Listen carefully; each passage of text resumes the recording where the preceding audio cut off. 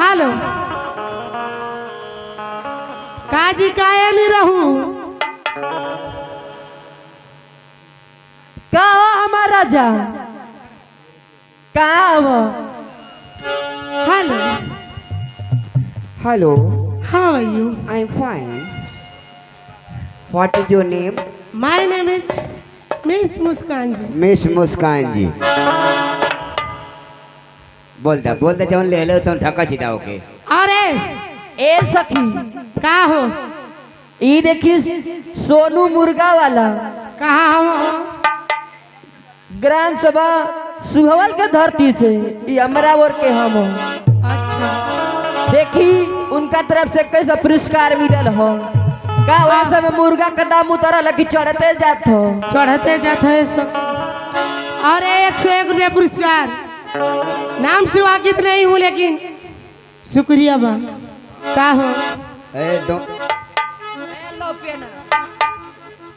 भैया रुक जाई भाई। और का पियावत है ई?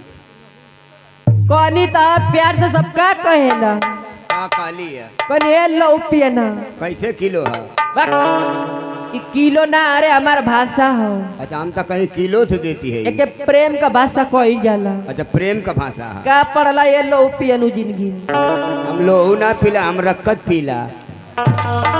ए, क्या हाल है बढ़िया हाँ। बढ़िया हाँ तुम्हारा कैसा हाँ? बढ़िया हाँ बड़ा दिन के बाद मिले हाँ। हाँ इतने दिन तुम कहाँ थी? तो कहाँ गई थी तेरा मर जाए संवरिया? अरे मैडम का हो मातारी कसम कथे बड़ा नीक लगे। सही अच्छा केतुआ से नहीं ले रे? ए हम तो सैंपल से नहाइल हो टेम्पू से? ए शैम्पू से अच्छा शैम्पू से कौने वाले से? डब से हाँ मेरे रुआ कुल डब से नहा ली। हाँ कुलिया में का बदे फाड़ के डब से नहा लेली सर। हाँ अच्छा मैडम का हो आज मातारी कसम कथी you are beautiful my dear. Thank you I love you. Love you too अरे केयर जाई रे हम। अच्छा ये बताओ बोलो तोरे सुंदरता का राज कहा? कौन क्रीम लगावेली? फेयर लवली आही दादा फेंकल लवली लगावेली। अगर खरीदल लवली लगाओ तो और निखारे आवत। हाँ हाँ और 101 रुपया पुरस्कार बोतल में भर के खैराबाद के धरती से खैराबाद ये हमारे मोहम्मदाबाद। सरवन भैया देले बड़ा फरमाइश है जरूर हो जाई। अच्छा दुल्हा का छोटा चाचा हम डोड़ा बोतल में भर के पिए लो डोड़ा का छोटका चाचा करई थमई। अरे मैडम का हो ये बोतल में भर के हो जाई हाँ पर हमारे एक बात बताओ। बोलो पढ़ले उड़ले है तानी मनी हाँ तो तनिका मनिक चाहबा करी ई कोनो सरकारी नौकरी थोड़ी एक तोर फंड बोनस कटी। ये प्राइवेट ही हो हाँ 3 घंटा ही हवा करे बाद तो घरे जाके नामुन नामुन कर। अच्छा ये बताओ मैडम जी बोलो पंचो किया इतनी सुंदर यही मातारी कसम का दे के भगवान तवार एक दिन बनौले हम। अच्छा मैडम ये बतावा बोलो कि गधा के कगो टंगरी होले?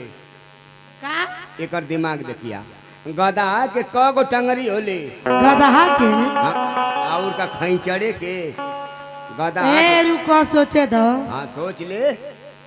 ए गदहा के 4 गोड़ होला हाँ तो ऐसे मत बोला। कैसो हे गधा के 4 गो होला ऐसे मत कहा।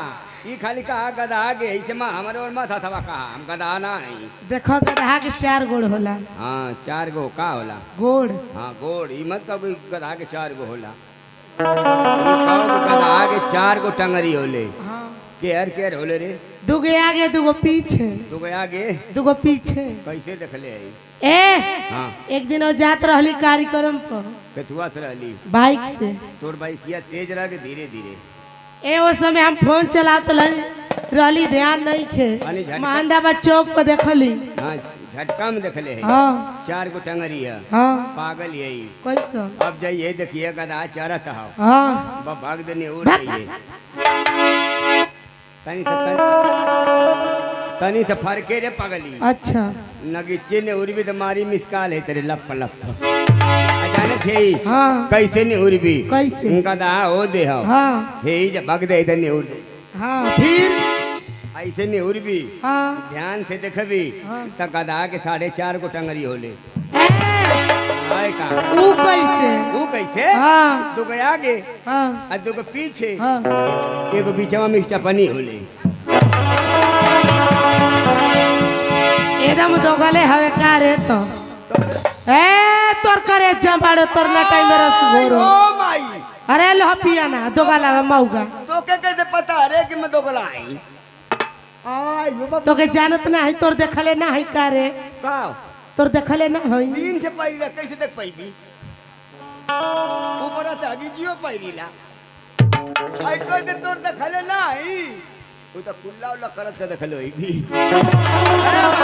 माय डियर कम हियर हां ये हमार मम्मी है फालतू मत बोलिए ए चलो आंटी ये जी हमार माई है हां हे बेटा हां ई चाची काला कि गधा के 4.5 गोड़ होला हाँ। तो ई अजमतगढ़ में होइए तो 4.5 गोड़ वाला चल दिखाई यार तो चरियो गो रहेला अब हम ने उड़ जाए ना तो 4.5 को हमरो गोड़ हो जाई बक ई त थे थरपन तो ते थरपन ना ही जो कड़पन हां हां रे लथ अरे मेरी जान का हो अरे जान ना तू तो चाची है वो बक एकर माई है वो और आंटी जी हां बेटा वहाँ जा पाकता मौसमा ई कौना देश से आइल रे लौपियाना आ जा ई त नागालैंड से लगत है नागालैंड वाले सारे नंगा रहे ना कुल हां देखने के बाद पूरा तो दंगा त नंगा से नंगा हो अच्छा मैडम जी हां सही सही बताइया हां वो कवन पंछी है जवन उड़ ना सकेले पंछी चिड़ई कवन है कि जवन उड़ ना सकेले ए कुल पंछी उड़ेली सब कैसे रे सबके उड़त देखले हई अरे पगली मरल पंछी उड़ी बक तो इधर बतिया करत अच्छा हवे ये पंछी मरल पंछी उड़ पाई अच्छा एक बात और बता हां कवन ऐसा जानवर की जवन दौड़ ना सकेला तो वे बतिया तो फेर भइल जब मरल उदौरी तो तब वो तो कहत रहली है तो कद कुल उड़ेला कुल उड़े तो उड़े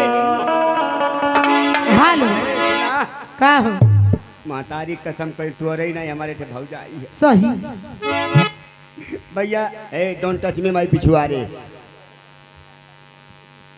ये टीमो माथवा डर भी तरवा टूट जाई बिनैया के 100 रुपया निकाल के न्योता देवे के है ए मैडम का हो एकदम तो रही नहीं हमारे से भौजाई है हाँ बड़ी जिद्दी है जैसे तू जिद्दी है वो कैसा कलिया हमसे बोला के पूछलो ये बाबू सुन बा हाँ ओकरे डिलीवरी होके वाली है पंचो अच्छा लड़का होके वाला हाँ कलिया हमसे बोला कल ये बाबू सुन बा हम करी का रे बाबूजी कल ये बताओ मोरे का होई मकनो ये बाबूजी मकनो डंगडर हूँ कि मैं बताइबू कल नहीं तू बता दे बा हाँ हमार भौजाई ये पंचो पहला उठी के भौजाई है कोनो ऐसा डरवार ना हो जवन न खुद लोग हम कलिए बाबूजी मोरे दुआर में ठेयामे का पेड़ है सरवा पर हो मस्सी है जब बन तब लगी फरे महू जोगाड़ लगा देनु मकन भौजी यहाँ आ कल का मकन आऊ वाला मुँह तोड़ के दे देवी तो मैं तो के बता देबू कि तोरे का होई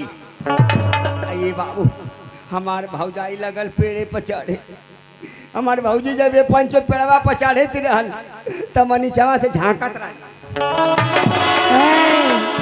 मकन भौजी उतरिया हाँ कहला काहे मोना लेबा मकन आओ पता लग गयल ये बाबू जब सुन लगी पता लग गयल हाँ के जाला नीचे उतरे ऊपर से कूद गई फिर हमारे आचर गुजर आके कथे बाबू ए बाबू मोरे का होई मकन भौजी तोरे बाबू होई मकानू तोरे बाबू होई रे बाबू हाँ कहला कैसे पता लगौला मकनू ए बाबूजी जब ऊपर चढ़त लिया अच्छा तब मनी चमा से झांकत रही हाँ तब बाबू को मोचिया झलकत रह लिया